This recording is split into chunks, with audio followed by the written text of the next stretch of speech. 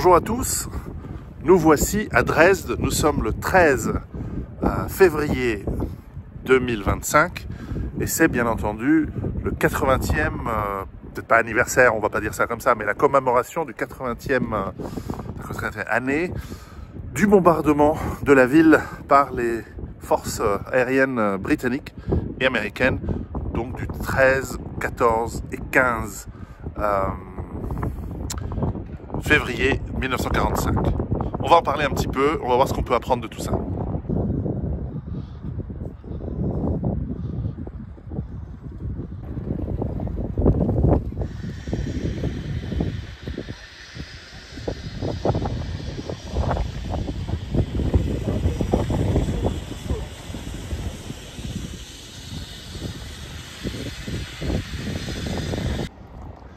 Alors nous voici dans la place centrale de Dresde, Altmarkt, avec cette grande et très belle église Frauenkirche qui a été complètement dévastée, détruite pendant ce raid militaire. Et vous voyez, la ville, comme Varsovie, a été complètement reconstruite. Plutôt dans les années 90, pour l'essentiel, les faubourgs de la ville n'ont jamais été reconstruits à l'identique, puisque après-guerre, évidemment, on a construit les choses comme il faut. Et nous voilà dans une très très belle, dans une très très belle place reconstruite, avec d'ailleurs des portraits. Alors au début, je pensais que c'était des portraits d'Allemands qui avaient survécu au bombardement, mais non, ce sont des portraits de Juifs qui ont survécu à l'Holocauste, des Juifs russes, biélorusses, polonais. Donc ça n'a rien à voir avec Dresde. Et évidemment, lorsque on va célébrer le 80e anniversaire de la destruction de Dresde, eh bien évidemment, il ne faut pas qu'on pense aux victimes allemandes. Il faut qu'on pense aux victimes des Allemands qui ont fini, donc puisqu'ils sont âgés évidemment, puisqu'ils ont fini en Californie et à New York. Et tout ça, tant mieux pour eux. On en reparlera peut-être dans une autre vidéo.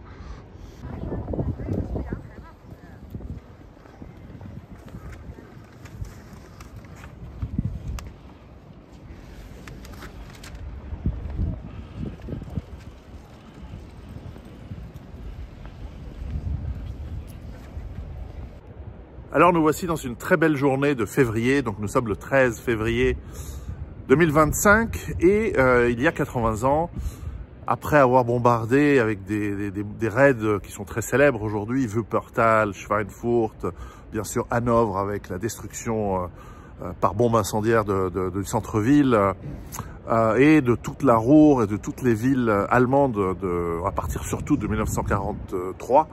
Eh bien, Dresde était une ville qui n'était pas touchée ou pas trop touchée. Elle avait été bombardée une fois ou deux, mais de manière assez sporadique, surtout sur les faubourgs. C'est une ville qui est une ville, on l'appelle toujours, mais on l'appelait la petite Florence du Nord. C'est une ville connue pour ses porcelaines, mais surtout pour son art. C'est ici que le roi de Saxe, puisque nous sommes en Saxe, avait développé sur la rivière de l'Elbe, non seulement un petit port commercial, c'est une rivière qui peut communiquer jusqu'à la mer du Nord par péniche, et c'est une ville qui n'avait, à part ça, aucune industrie ou très peu d'industrie militaire. C'était certes un croisement ferroviaire important, mais ça se passe à l'extérieur de la ville, les chemins de fer, c'est pas dans le centre. Et je vous en parlerai dans la deuxième partie de la vidéo comment cette destruction s'est faite techniquement, parce qu'il y a pas mal de livres qui sont très techniques et qui expliquent de manière précise comment la destruction s'est faite et pourquoi les Britanniques et les Américains ont fait ce raid impressionnant, plusieurs centaines. Ils ont fait plusieurs vagues de bombardements, chacune de plusieurs centaines, genre 500, 600 bombardiers chacune, et ils ont bombardé pendant 3 jours avec chaque fois 2 ou 3 heures de distance entre chaque raid pour être sûr de choper les équipes de pompiers et de secouristes et afin de les tuer et de détruire eux aussi. Bilan de 3 jours de bombardement à coups de bombes et de bombes incendiaires mélangées, une ville, un centre-ville complètement rasé et plus de 130 000 morts.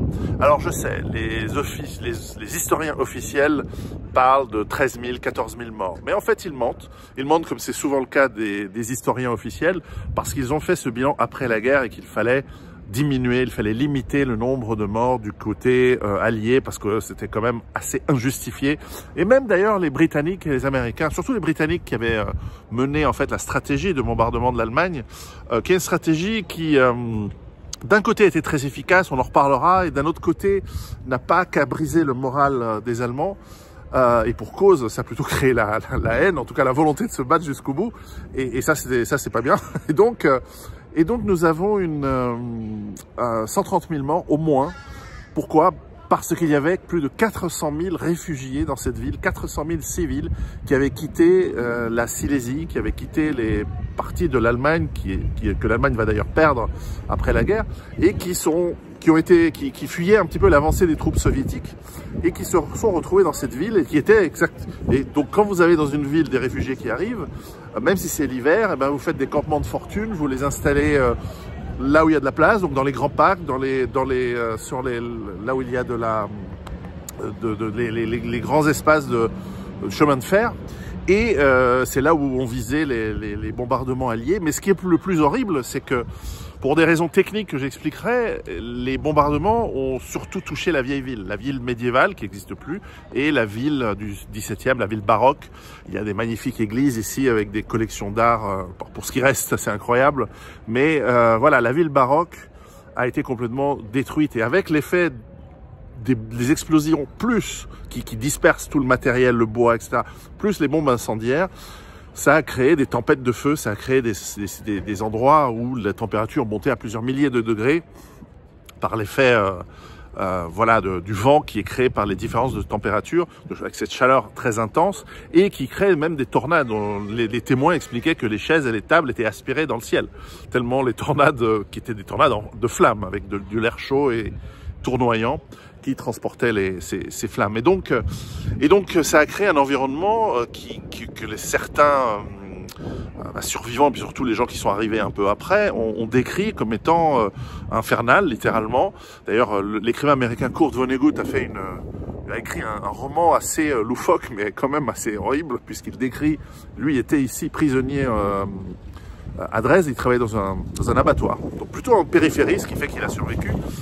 Mon grand-père est venu ici, je vous en parle aussi brièvement un peu après, mais d'abord je vous explique le désastre, et qu'en fait ces tornades de feu, cette chaleur immense qui a été créée par ces bombardements, en fait a fait que malheureusement les civils qui se cachaient, femmes, enfants, il n'y avait pas de militaires ici, c'était pas une zone militaire, c'était encore loin du front, relativement loin du front, eh bien les gens qui étaient dans les caves, alors pour beaucoup ils ont été asphyxiés, alors ça on peut leur espérer une mort qui n'a pas été trop violente, mais sous l'effet de la chaleur, ils ont cuit comme dans un four.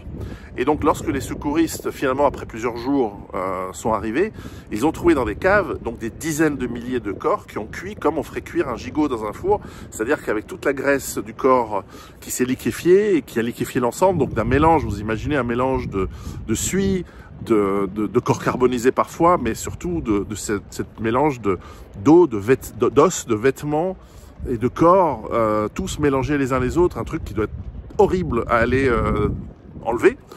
Et puis sur les rues, là où les gens étaient morts dans la rue, tués par les conflagrations des bombes, avec la chaleur, l'asphalte et même certaines pierres et même parfois certains éléments de métal, notamment le fer, ont fondu. Et donc les secouristes, enfin les gens ont pu voir pendant des semaines et des semaines après des corps calcinés, carbonisés, amalgamés à l'asphalte. C'est-à-dire qu'ils ont fondu à l'intérieur du goudron, du revêtement des sols des rues. Et donc vous imaginez le désastre pendant des semaines au point de vue sanitaire, au point de vue déjà visuel, au point de vue des odeurs, et puis tous les chiens errants, parce qu'il y a des chiens errants dans des situations de chaos, de guerre.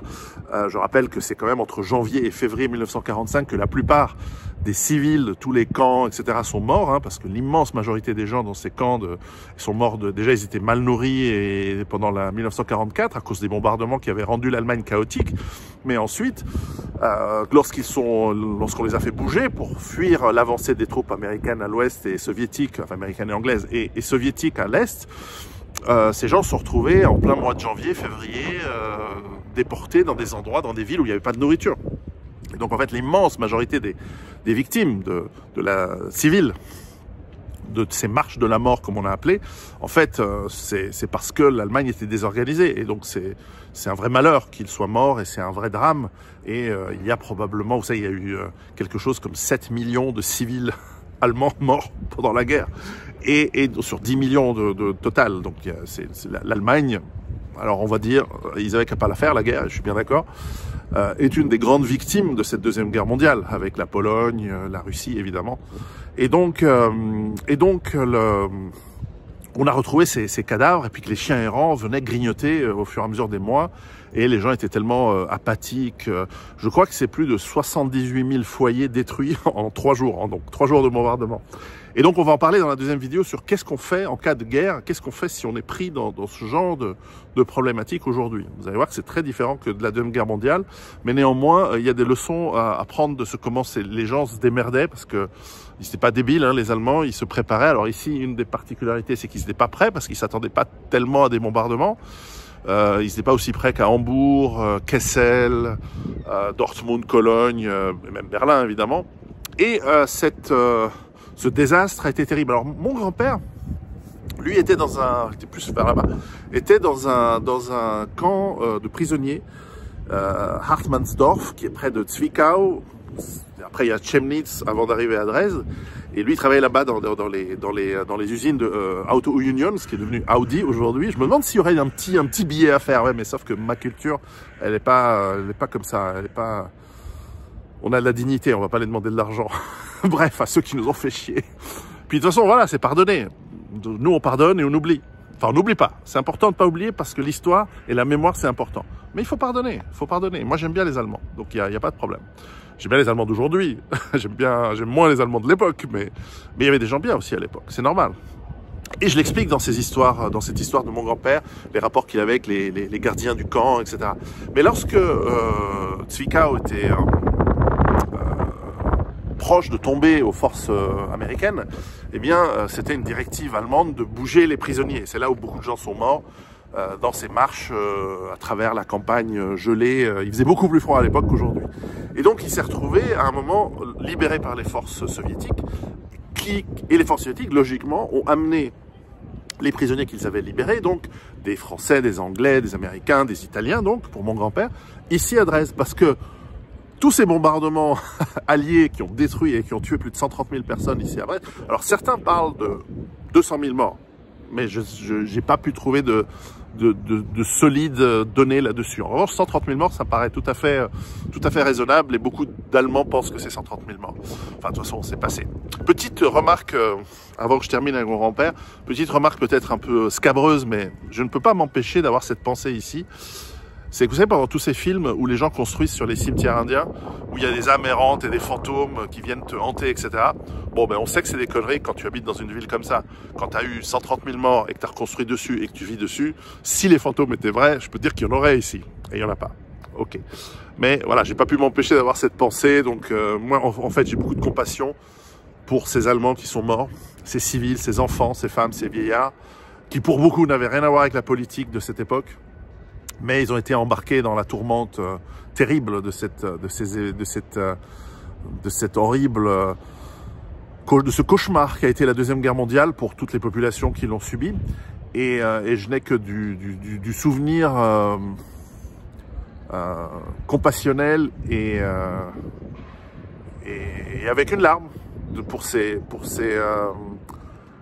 gens de l'époque de nos grands-parents, de nos arrière-grands-parents, qui ont vécu, pour beaucoup qui ont survécu, mais beaucoup sont morts. D'ailleurs, c'est vrai que quand on voit les commémorations, on se rend compte qu'il y a vachement plus de gens qui ont survécu qu'on pensait. Mais enfin bon, ça, je dis rien.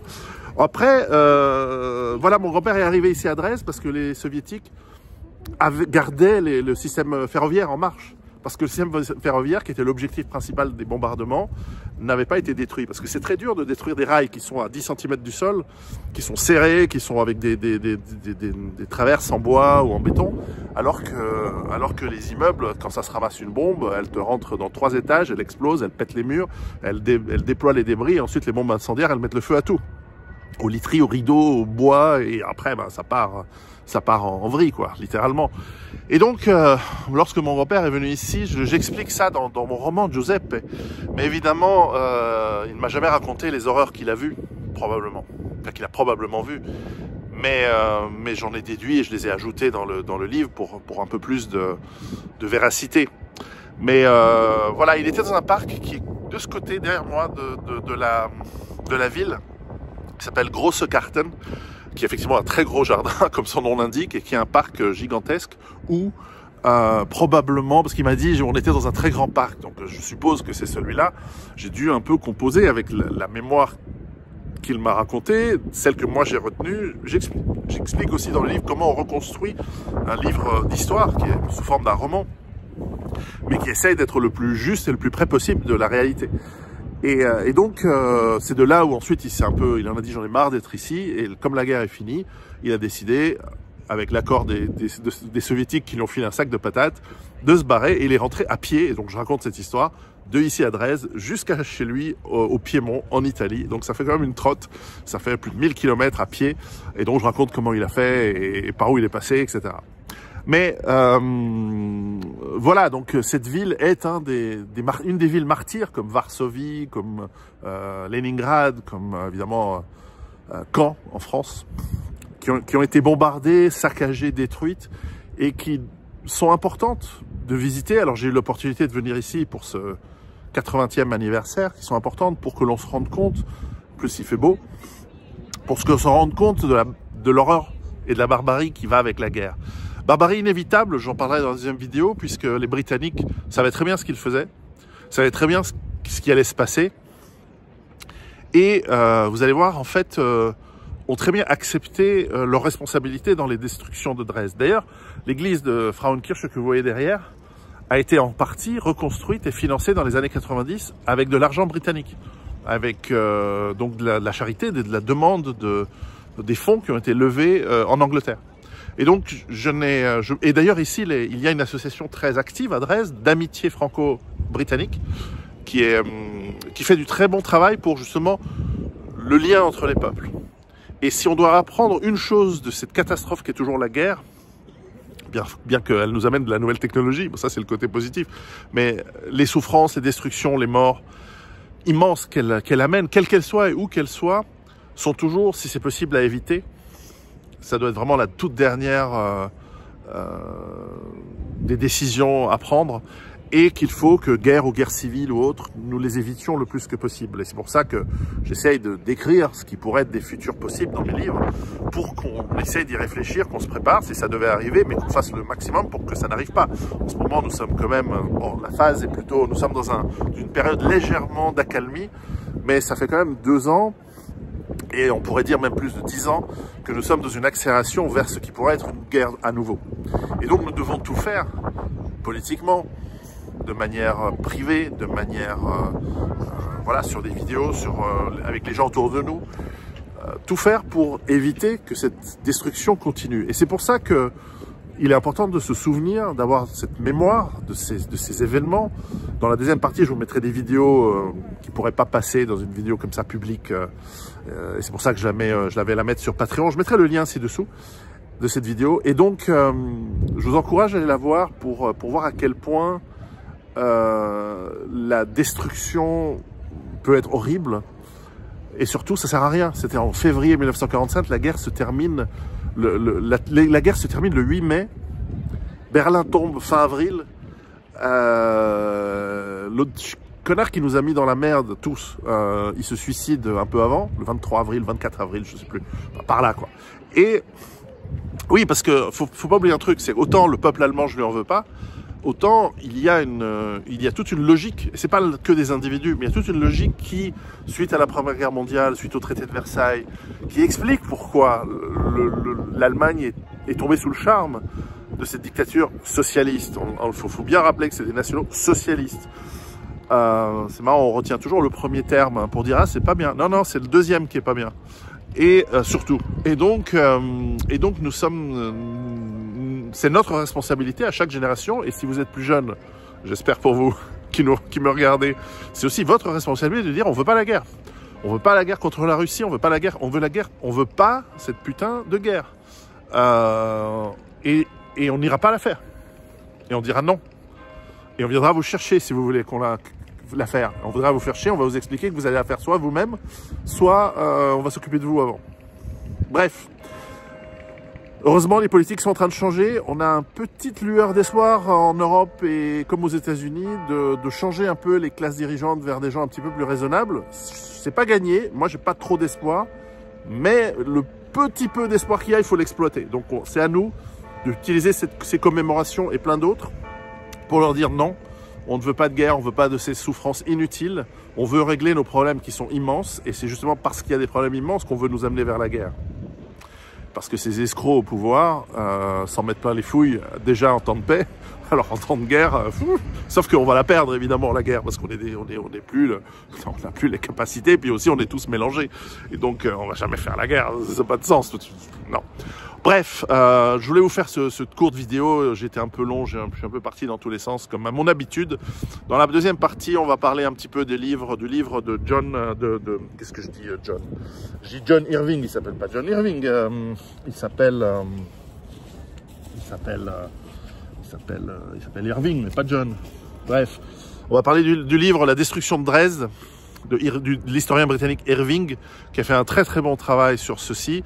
On va parler un petit peu de comment les bombardements touchent la population, comment ils fonctionnent, pourquoi ils sont faits de la manière dont ils sont faits, et on va analyser un petit peu comment on peut être prêt, mais surtout comment agir vite en cas de guerre, en cas de bombardement, en cas d'arrivée du front sur notre tronche.